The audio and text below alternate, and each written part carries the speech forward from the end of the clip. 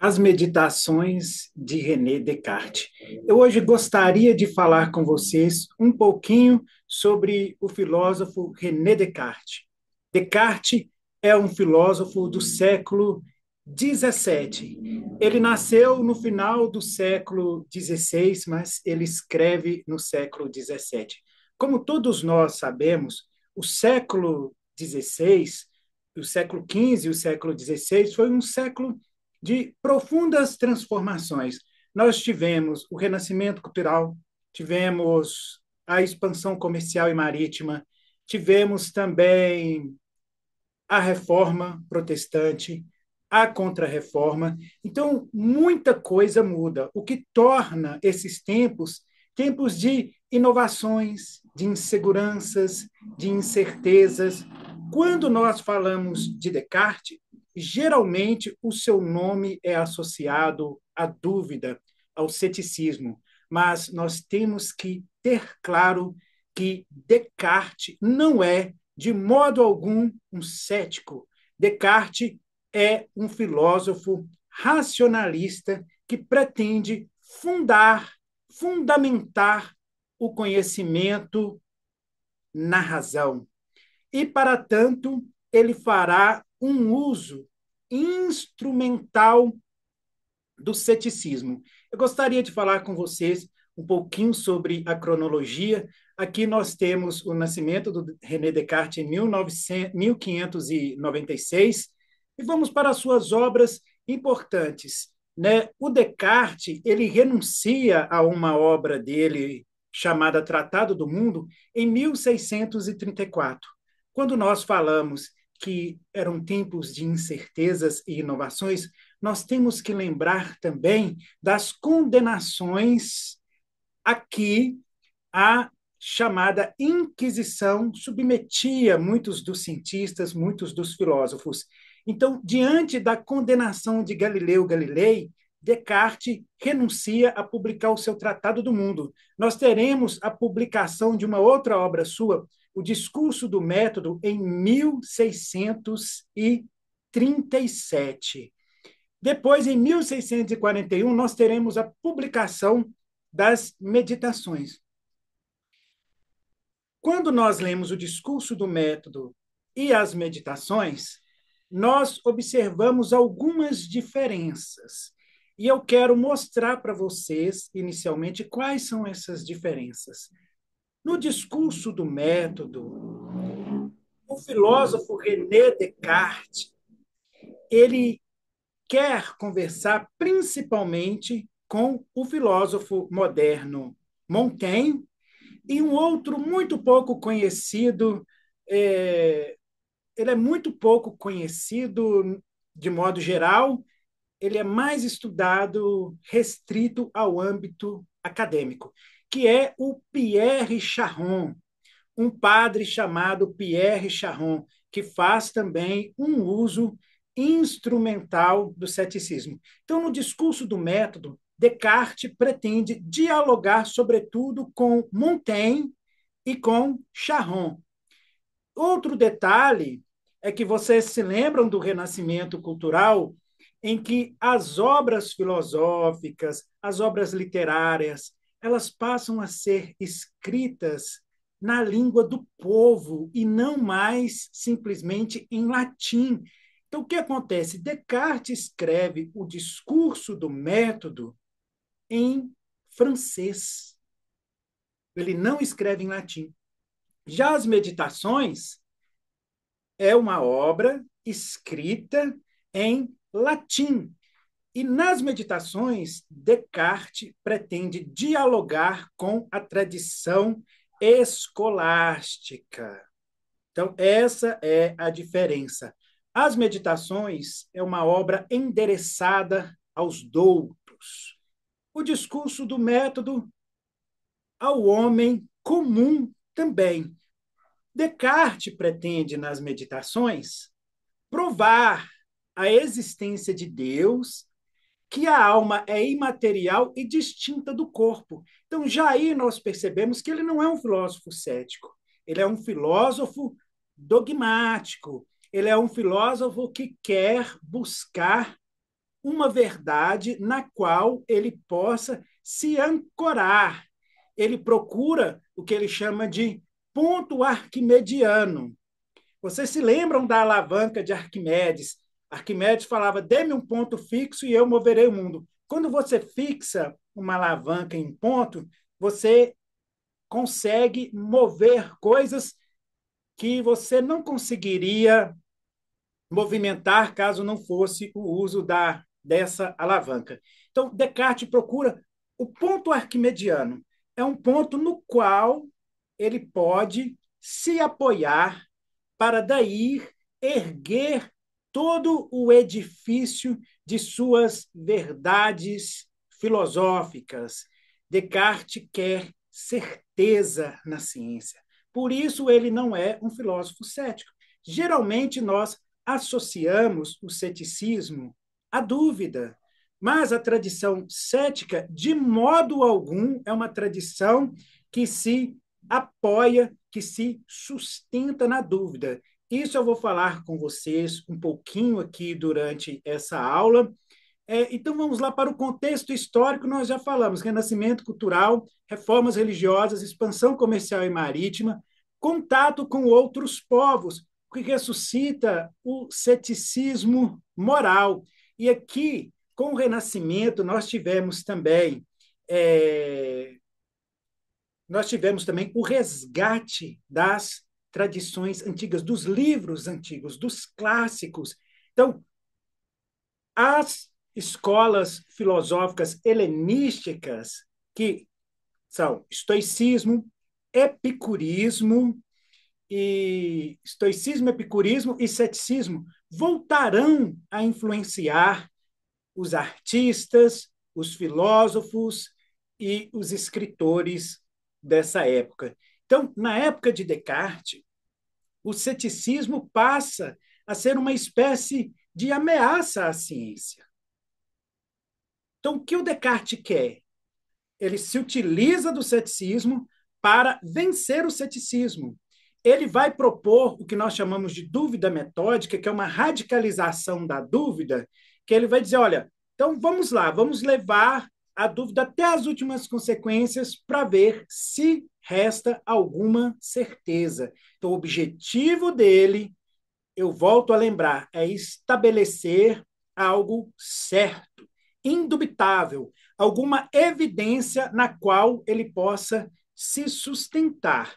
Então, aqui nós temos a crise da autoridade e o renascimento cultural. Qual é essa autoridade, gente? A autoridade é fundamentalmente Aristóteles. Nós temos na escolástica São Tomás de Aquino, um dos principais filósofos, e a autoridade é fundamentalmente Aristóteles. Então, aqui Descartes quer tensionar, ele quer utilizar o ceticismo para ver se resta alguma certeza. E a escolástica é, nas meditações, a tradição com a qual Descartes vai dialogar. Descartes, que estudou em um colégio jesuíta, o Colégio de La Flèche, na França.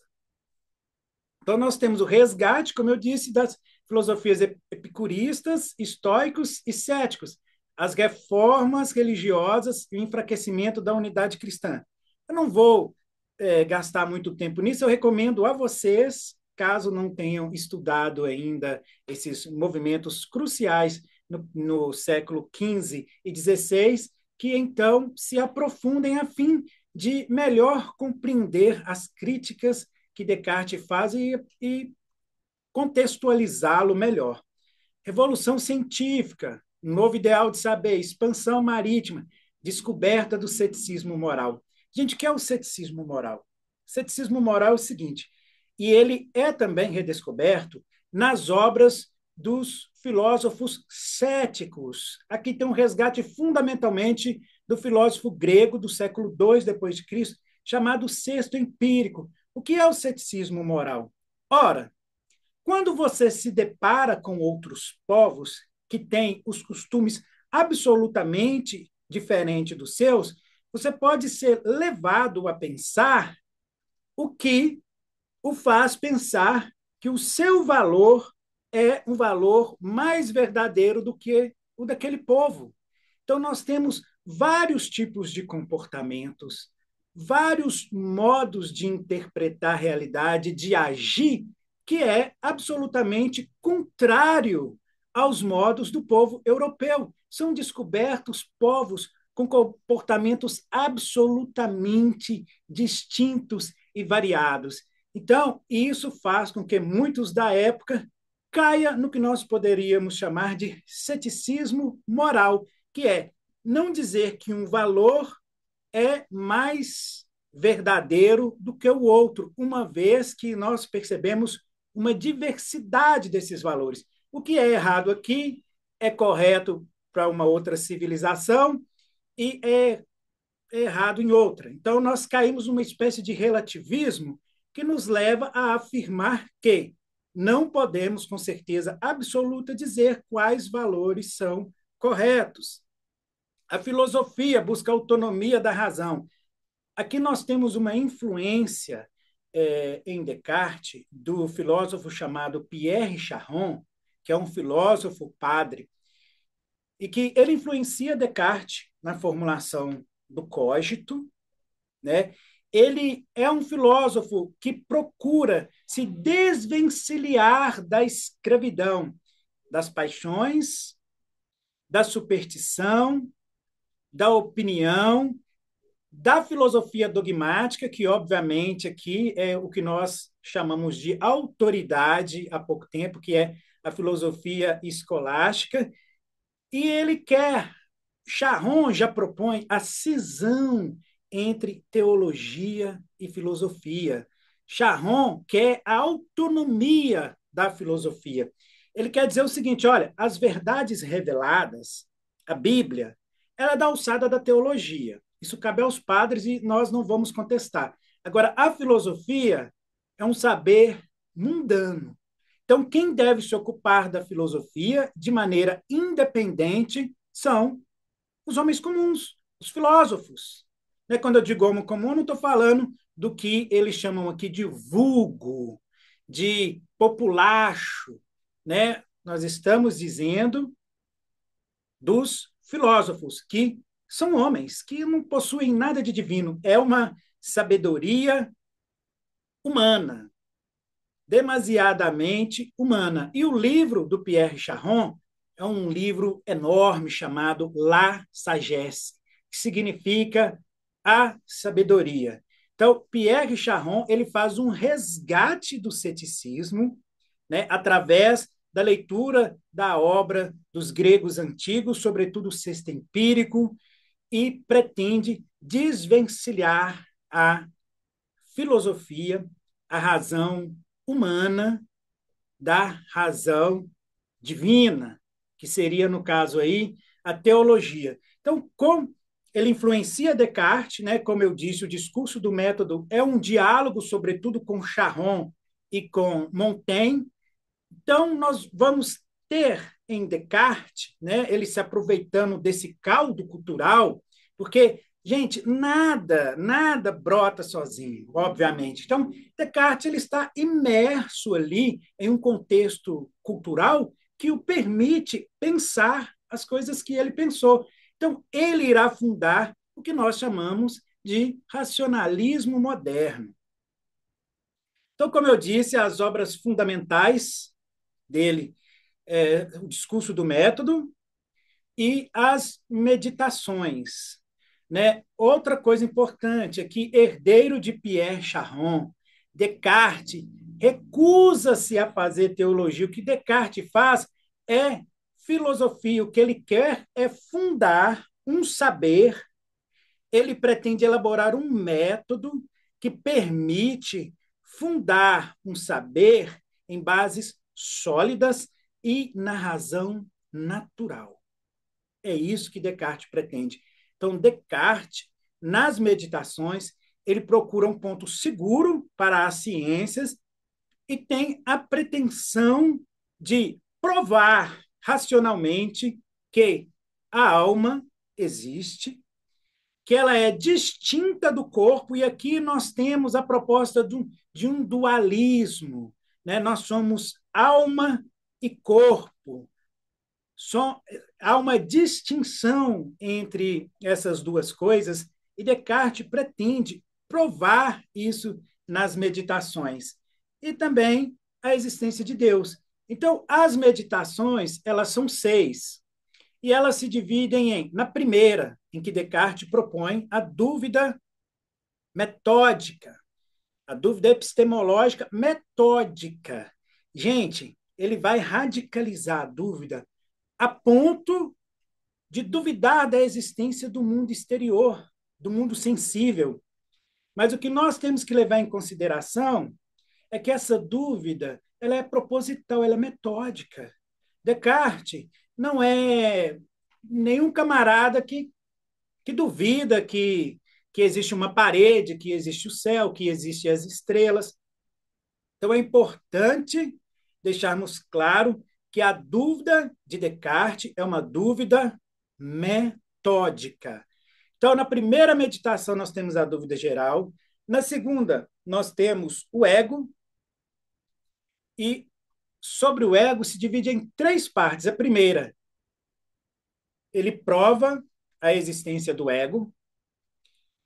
Ele examina a natureza do ego e estabelece que a alma é mais fácil de conhecer que o corpo. Olha só, para Descartes, a alma ela é mais conhecível do que o corpo. Na terceira meditação, nós temos a prova ontológica de Deus, que é chamada de prova a priori, que não é uma prova através da demonstração, né, daqueles processos silogísticos, e temos também a distinção do verdadeiro do falso, na quarta. Na quinta, ele examina a essência das coisas materiais e apresenta a prova posteriori da existência de Deus. Na sexta, ele prova a existência das coisas materiais e a distinção entre alma e corpo. Obviamente que eu digo prova é que ele argumenta nesse sentido, não que ele, de fato, tenha sido capaz de sustentar tudo isso.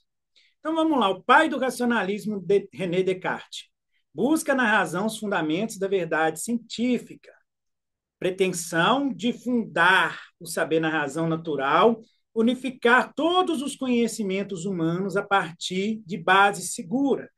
Aquilo que eu falei, ele procura o ponto arquimediano, a construção de um edifício todo feito de certezas racionais. E a quem cabe essa tarefa? Ao próprio Descartes.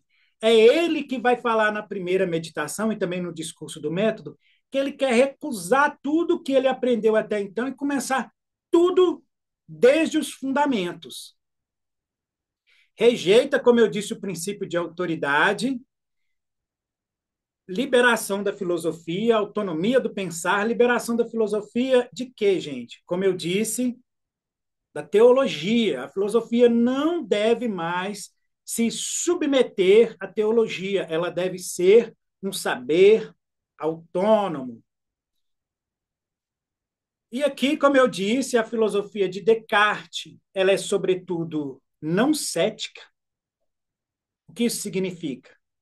É uma filosofia que pretende alcançar uma verdade absoluta e indubitável. Então, Descartes não é cético, ele é o que nós chamamos de dogmático. Para Descartes, existe sim verdades e ele pretende alcançá-las através da razão natural, através da razão desvinculada da teologia. Então, vamos lá para a primeira meditação. Eu vou ler alguns trechos para vocês aqui. Na primeira meditação, olha só, Descartes observa a recepção de opinião de forma não crítica e se coloca o esforço de livrar-se das opiniões equivocadas e estabelecidas em princípios tão mal fundamentados, para tanto o filósofo fará uso instrumental, como eu disse, do ceticismo, com o objetivo de libertar-se de preconceitos e, após esse primeiro movimento, buscar um fundamento sólido e duradouro para as ciências. Então, aqui Descartes fará um esforço para se livrar do que ele aprendeu na escolástica. Obviamente que, lendo as meditações, nós percebemos que há meditações aqui escolásticas, sim. Descartes não consegue se desvencilhar em absoluto da escolástica, mas um dos movimentos fundamentais que ele faz é livrar-se do jugo da teologia. A filosofia tem de ser autônoma. Ela não é mais devedora da teologia e ele funda o racionalismo moderno. Então vamos lá, eu vou ler para vocês um trechinho das meditações para vocês sentirem o clima a que Descartes está imerso. Como eu disse, inovações, incertezas, dúvidas sobre os valores morais, dúvidas sobre a autoridade da igreja. Nós temos reforma protestante, reforma calvinista, contra-reforma, descoberta de outros povos, né? A expansão comercial e marítima. Então, imaginem como está a questão ali no contexto de Descartes, no contexto histórico de Descartes. Então, olha só, já faz bastante tempo que eu me dei conta, e aqui, gente, é importante, eu me dei conta, já começa a aparecer, já começa a escrever na primeira pessoa, né? Já começa, nós vimos aqui a existência do ego, é o cogito, nós veremos o que é o cogito nas segundas meditações, que é o eu penso, eu existo. É importante dizer, eu vou ressaltar isso quando nós estivermos falando da segunda meditação, que o cogito, na meditação, ele é intuitivo. Ele não é um silogismo como aparece no discurso do método. No discurso do método, Descartes fala, penso, então se eu penso, eu concluo que eu existo. Penso, logo existo.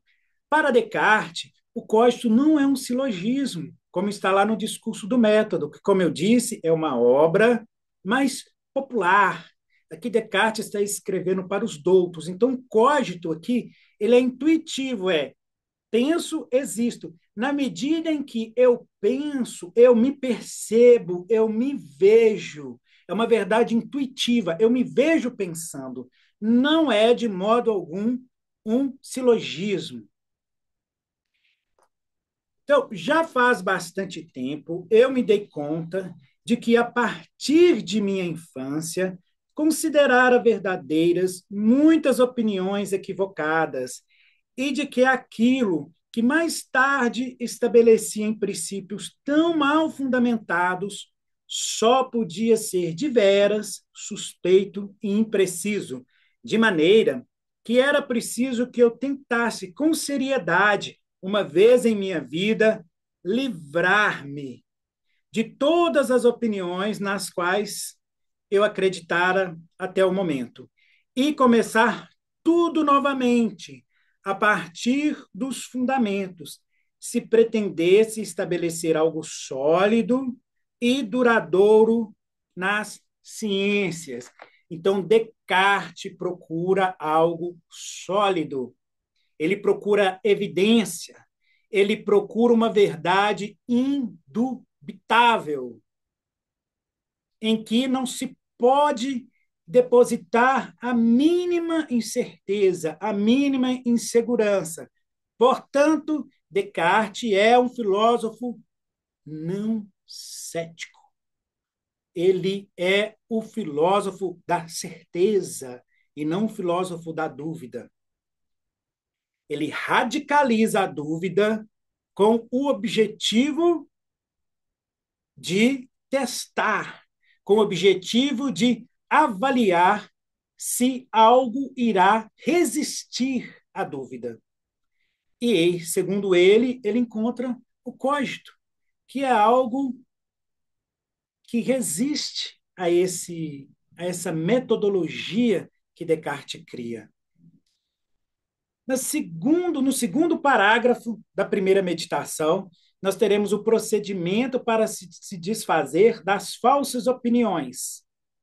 Não é sistemático, ou seja, não será preciso demonstrar que todas elas são falsas, mas buscar um princípio que permita colocá-las todas em dúvida de uma só vez. Então, Descartes fala: olha, eu quero ver se as minhas opiniões resistem à dúvida. Mas se eu for duvidar de uma por uma, examinar uma por uma, vou demorar tempo demais.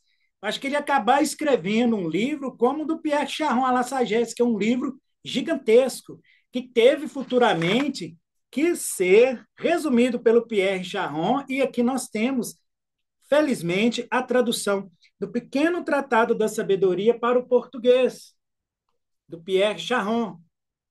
Aqui, ó. Pequeno Tratado da Sabedoria, do Pierre Charon. Então, Descartes irá estabelecer um princípio que o permita colocar em xeque todas as certezas de uma vez só. Vai ficar ali uma por uma, mas não é de modo sistemático, avaliando uma por uma, mas olha, vamos colocar tudo aqui por terra. Então, diante da mínima dúvida, ele rejeitará. Qual é esse princípio? O que engana uma vez pode enganar sempre. Esse que é o princípio que René Descartes irá estabelecer. Ele falou: olha, os meus sentidos já me enganaram uma vez. Às vezes eu olho uma coisa de longe, eu penso que é uma cobra, eu chego perto, é uma corda. Então, os nossos sentidos, eles nos enganam. Então, se eles nos enganam uma vez, eu nunca mais vou acreditar nele.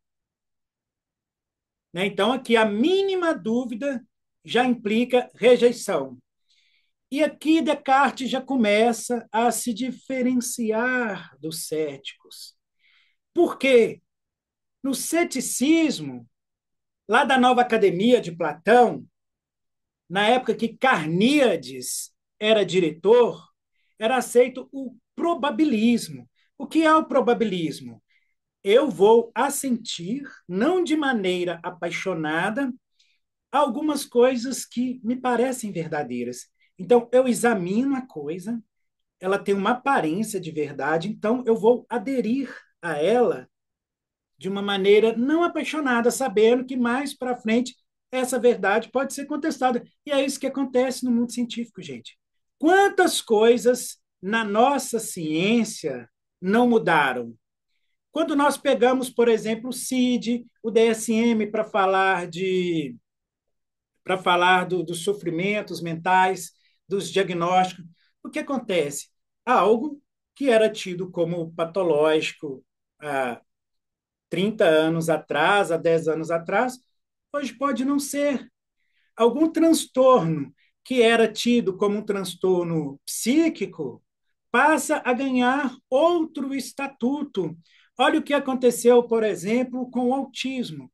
O autismo foi descoberto como um transtorno do neurodesenvolvimento com base fundamentalmente genética. E durante muito tempo a psicanálise e outros teóricos colocaram o autismo debaixo ali da psicose, como se o autismo fosse psicose também, como se o autismo fosse resultado de mães negligentes, como se ele fosse fundamentalmente psíquico e engendrado, digamos assim, pelo ambiente. E hoje nós temos estudos que mostram que ele é fundamentalmente genético.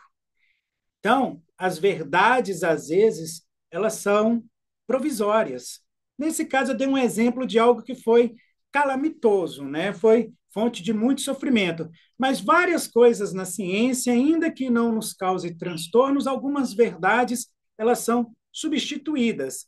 Então, a nossa adesão à verdade científica, ela é muitas vezes provisória e probabilística.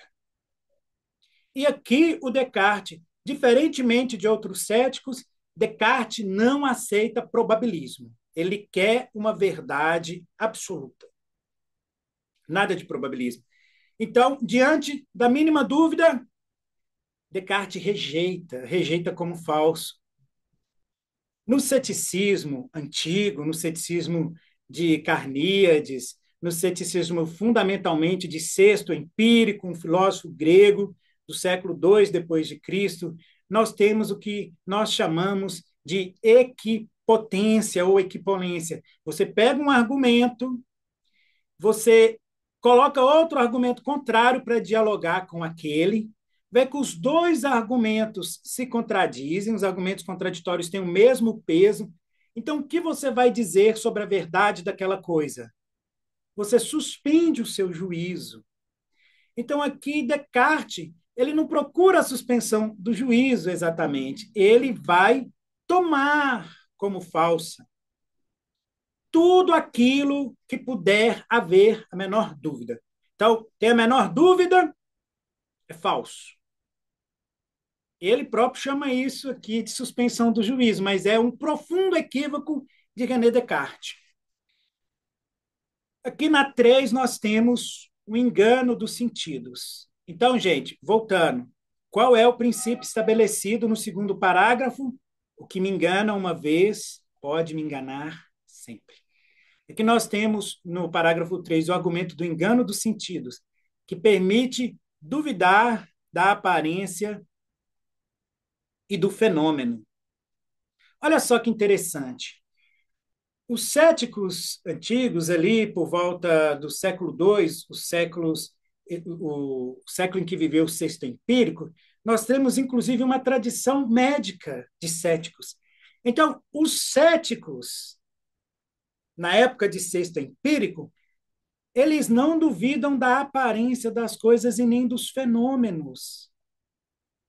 Eles simplesmente não têm afirmações metafísicas.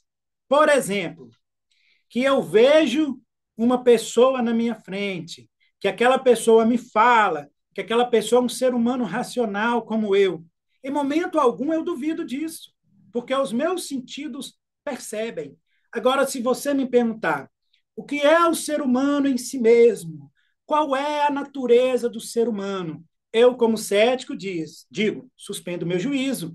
Eu não aplico a minha razão nisso, porque, né, uma vez examinado, aliás, eu aplico a minha razão para examinar, mas uma vez examinado, eu constato que eu não posso falar da natureza da coisa. Então, nada de coisa em si para os céticos. Eles não duvidam do fenômeno, do que aparece. Muitas vezes os céticos são ridicularizados como como é que você sai na rua, como é que você vai trabalhar, como você pega um ônibus, se você duvida de tudo. E eu volto a afirmar para vocês, o cético não é aquele que duvida de tudo, é aquele que tudo examina, tudo submete ao crivo da razão e não encontrando a natureza das coisas, ele suspende o seu juízo sobre a natureza da coisa. Ele não fala de coisa em si. Qual é a natureza humana? Qual é a natureza da alma? Qual é a natureza dos pássaros? Qual é a natureza. Nada disso. Ele não procura coisa em si. Ele se guia pelo que nos aparece, pelo que nós podemos experienciar, dito em uma linguagem contemporânea, experimentar. Nós não duvidamos do mundo exterior, daquilo que nos aparece, daquilo que é um fenômeno. Então, Descartes, no terceiro parágrafo, ele vai dizer o seguinte: até o momento presente, tudo que considerei mais verdadeiro e certo, aprendi dos sentidos, ou por intermédio dos sentidos. Mas, às vezes, me dei conta de que esses sentidos eram falazes, ou seja, enganadores, mentirosos. E aqui um princípio básico para quem já foi traído: a cautela manda jamais confiar totalmente em quem nos enganou uma vez. Então, se o meu sentido me traiu uma vez, se o meu sentido foi falacioso, se o meu sentido me enganou uma vez sequer, nunca mais eu vou acreditar nele totalmente. Então, Descartes começa a caminhar aí para a dúvida radical. Então, aqui nós já temos a desconfiança de que os fenômenos, de que as coisas que aparecem a nós não são tais como nós a percebemos. No parágrafo 5, nós temos que apenas o argumento do engano do sentido não nos permite duvidar de toda a experiência sensível. Por quê? Eu sei que meu sentido me engana. Só que eu não posso duvidar da experiência sensível, porque alguma coisa tem fora de mim. Eu posso não saber o que é com certeza. Posso não saber qual é a natureza do ser humano. Posso não saber qual é a natureza das coisas. Eu posso pensar que estou vendo uma corda longe e ser uma serpente. Então, meu sentido me engana. Mas que há alguma coisa ali, então o mundo exterior ele existe. Não posso negá-lo. Até nesse momento, eu não posso negar que o fenômeno existe. Eu posso simplesmente dizer que é enganoso. Eu não posso dizer que eu alcanço a verdade dos fenômenos. Eu posso pensar, ver uma coisa e ser outra. Então, não posso confiar na minha percepção, não posso confiar nos meus sentidos. Mas que há uma realidade externa até aqui, Descartes confessa que há. Na 5 vem o argumento do sonho. O argumento do sonho é também muito utilizado nos céticos antigos. Descartes, eu vou ler para vocês o do sonho, vou ler rapidamente, porque eu acho melhor. Vocês vão ver o argumento dele. Contudo, devo aqui ponderar que sou homem e, consequentemente, que tenho o hábito de dormir e representar em meus sonhos as mesmas coisas ou algumas vezes menos prováveis que esses dementes despertos. Quantas vezes me aconteceu sonhar durante a noite que eu me encontrava nesse lugar, vestido e próximo ao fogo, apesar de me achar totalmente nu em minha cama, afigura-se-me agora que não é com os olhos adormecidos que olho para este papel, que esta cabeça que eu movo não se encontra adormecida, que é com o intento deliberado que estendo esta mão e que assinto. O que sucede no sono não parece ser tão claro nem tão inconfundível quanto tudo isso. Porém, meditando diligentemente sobre isso, recordo-me de haver sido muitas vezes enganado quando dormia por ilusões análogas. E persistindo nessa meditação, percebo tão claramente que não existem qualquer indícios categóricos, nem sinais bastante seguros por meio dos quais se possa fazer uma nítida distinção entre a vigília e o sono, que me sinto completamente assombrado. O meu assombro é tanto que quase me convenço de que estou dormindo. Quantos de nós não tivemos sonhos realistas em que acordamos e achamos que aquilo aconteceu de fato? Ficamos nos perguntando, ficamos tentando entender o que aconteceu. Às vezes você pode ter um pesadelo terrível, que algo aconteceu com você ou com a sua família, você acorda vai na cama verificar se a sua mãe está ali dormindo, se você tomou ou não tomou um tiro. Você fica em dúvida naquele momento, porque o sonho foi tão real que se confundiu com a realidade. Naquele momento que você acorda, você não consegue, não está preparado para distinguir muito bem o que é sonho, o que é realidade. Então, Descartes fala: não posso confiar totalmente na vigília de que eu estou acordado. E aqui, o argumento do sonho permite que toda experiência sensível seja duvidosa. No parágrafo 6 e 7, as coisas que o sonho representam vêm de alguma coisa real, mas são frequentemente misturas de coisas reais e irreais. Então, o sonho ainda não atinge a existência física, há um real sensível confessável.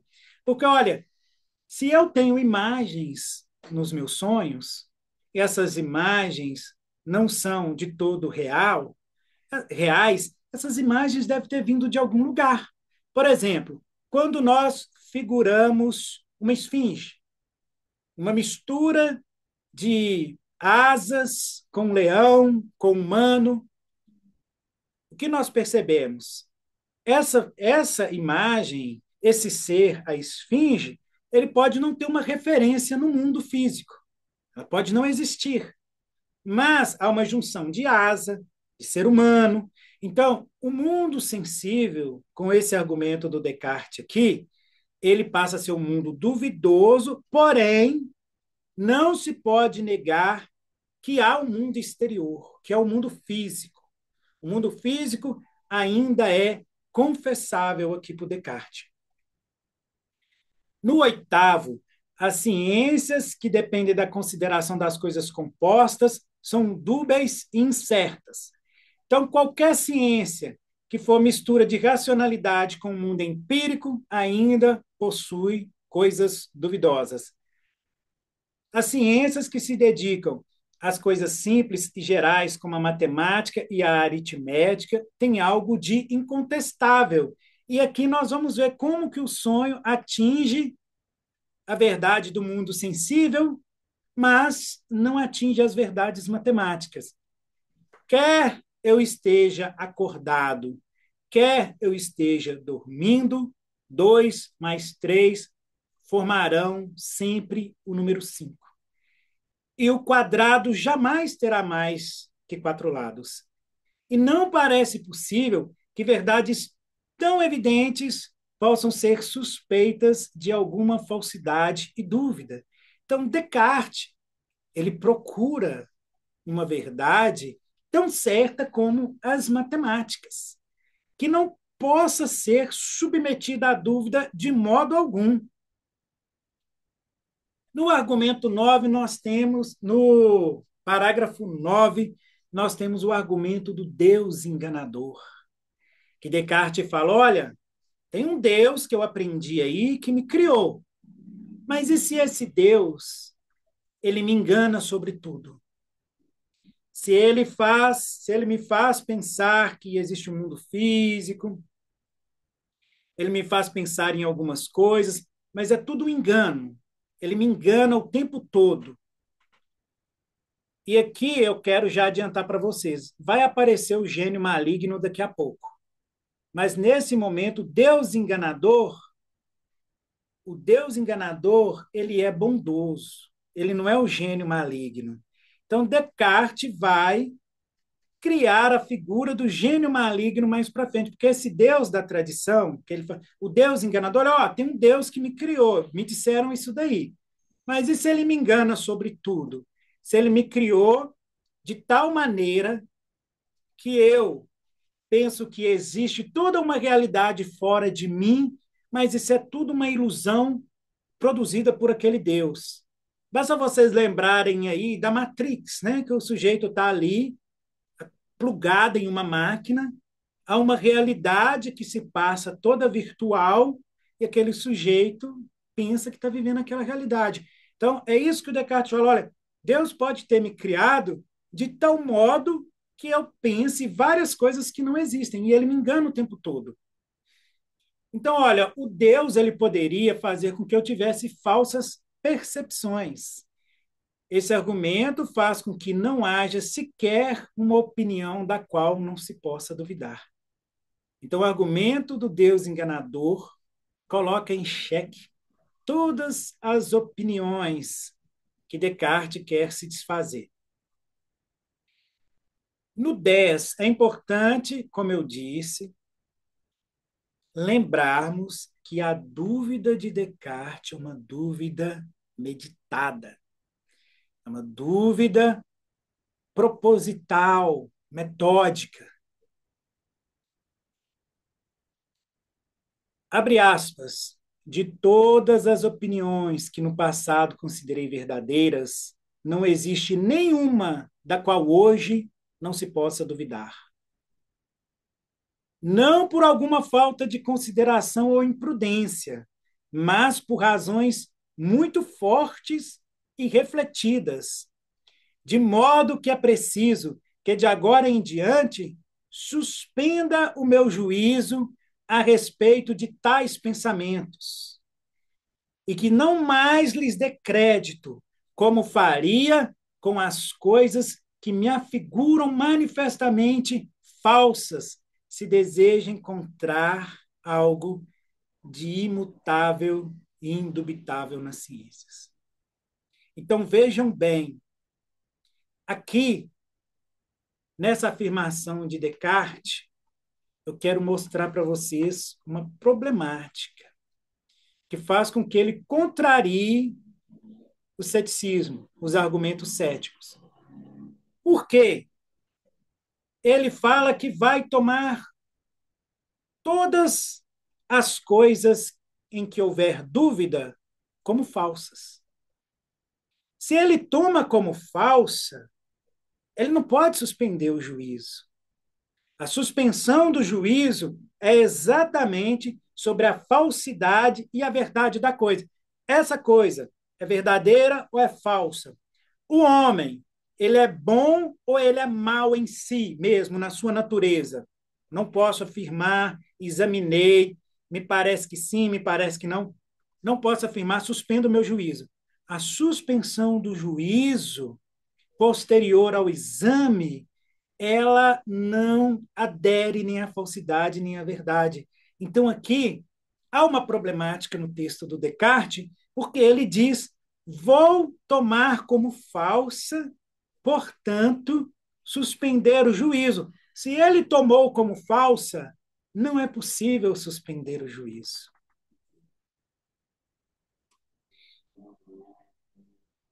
No parágrafo 11, Descartes chama a atenção para o esforço de se inscrever a dúvida na memória, de se aferrar à dúvida, porque o sentido se impõe, esse mundo em que nós vivemos, ele tenta nos convencer de que ele é real, as falsas opiniões, nós somos levados pelas nossas paixões, pelos nossos sentidos, então nós temos que nos apegar, nos aferrar, inscrever a dúvida na memória, para que nós não sejamos seduzidos por esse mundo enganador. O papel do gênio maligno será o de fazer com que a dúvida permaneça, posto que ela poderia enfraquecer. E aqui nós temos, então, no 11, né, o argumento do gênio maligno. Vou ler para vocês.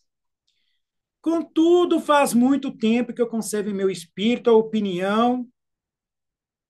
Peraí, esse é do Deus enganador. Vou ler do gênio maligno, que radicaliza a dúvida. Presumirei, então, que não exista um verdadeiro Deus, que é a suprema fonte da verdade, mas um certo gênio maligno, não menos astucioso e enganador do que poderoso, que dedicou todo o seu empenho em enganar-me. Pensarei que o céu, o ar, a terra, as cores, as figuras, os sons e todas as coisas exteriores que vemos não passam de ilusões e fraudes, que ele utiliza para surpreender minha credulidade. Considerarei a mim mesmo totalmente desprovido de mãos, de olhos, de carne, de sangue, desprovido de qualquer sentidos, mas dotado da falsa crença de possuir todas elas. Então, olha qual é a estratégia de Descartes. Ele fala: eu vou presumir que nem essa mão é minha, que essa cabeça não é minha, que eu não tenho olho, que eu não tenho nada, que eu só tenho a falsa percepção. Então, repara que o mundo material desaparece. Toda a materialidade desaparece. Mas o que não desaparece? Nós vamos ver isso na segunda meditação. Permanecerei teimosamente apegado a esse pensamento ou a essa meditação. Se por esse meio não está em meu poder chegar ao conhecimento das coisas, a chegar ao conhecimento de qualquer verdade, ao menos não estar ao meu alcance e suspender o juízo. Eis porque cuidarei zelosamente de não receber em minha crença nenhuma falsidade e prepararei tão bem meu espírito contra todas as artimanhas desse grande enganador que, por poderoso e enganador que seja, jamais poderá impor-me alguma coisa. Então, o auto-engano se apresenta aqui como um checkmate no gênio maligno, como um movimento ativo do sujeito para impedir, para bloquear a ação do gênio maligno, porque ele pode me enganar a respeito de tudo. Pode ser que eu não tenha boca, que eu não tenha mãos, que eu não esteja aqui, pode ser que, que o mundo exterior não existe, que não haja mundo físico nenhum. E eu vou me enganar a respeito de tudo, vou tomar tudo como falso, vou suspender o meu juízo, e aqui eu já expliquei para vocês que tomar como falso, suspender o juízo tem um certo problema. Então, olha, para mim, tudo que existe é falso. Então, o gênio maligno já não pode me enganar mais, porque eu já tomo tudo como falso. Então, tudo que eu vou percebendo ali, o auto-engano é uma maneira de bloquear a ação do gênio maligno.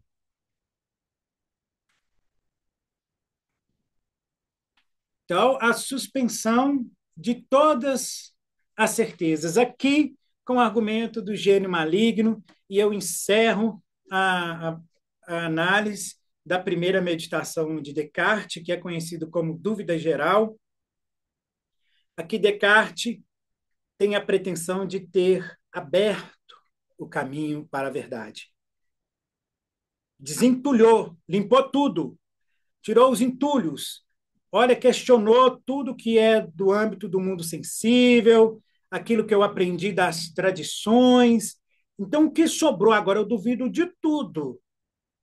Não sobrou nem o meu próprio corpo, nem a minha própria materialidade. Sobrou o quê? Sobrou um sujeito ativo que se auto-engana.